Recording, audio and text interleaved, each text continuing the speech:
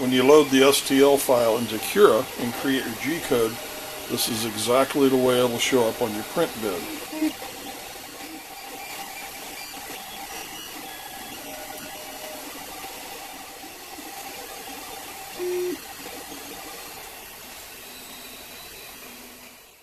Not knowing how these were intended to be numbered, I have numbered them 1, 2, 3, and 4. I take little stickers and I put them on here, because once these come off of here they all start to look alike, and this will make life a little easier trying to keep track of which one is which.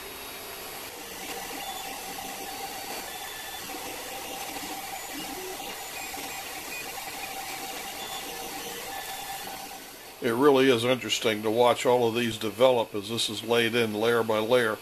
Nothing here exceeds a 45-degree angle, and there is no support required to print these. When you start to put one of these together, the pieces go into the positions 1, 2, 3, and 4, and when you go to the next color, it's 1, 2, 3, 4. In here I have just a little bit of cooking oil. I'll put just a little bit in the hole or the pocket and on these pins. I'm just going to go ahead and do that on all of these. Make sure those kind of want to go in there. And then I'm just going to push these together and wiggle this back and forth until it snaps together. That's the first one.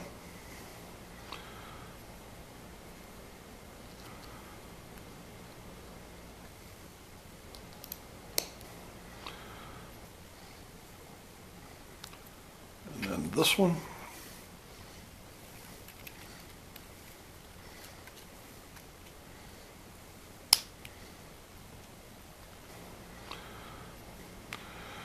Now this one goes up here.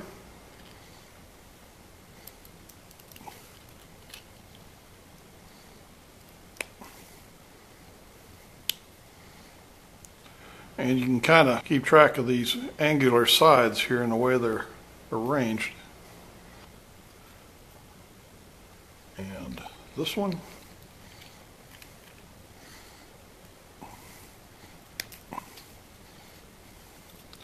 Those are together. Actually, I think I'll put these together next.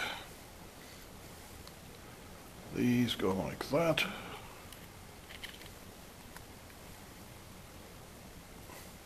That's together. Now, I get this together. And the last one,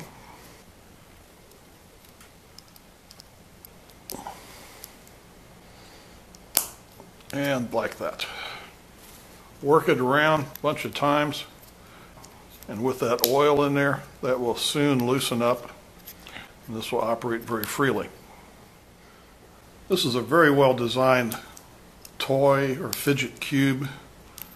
This was designed by Emmett some number of years ago, and the CR10 does a very good job of printing this.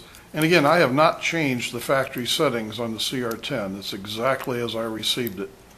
It's a very accurate printer. And I guess you notice when you close this in one direction, it's angular. If you close it in the other direction, it's rounded. Very nice.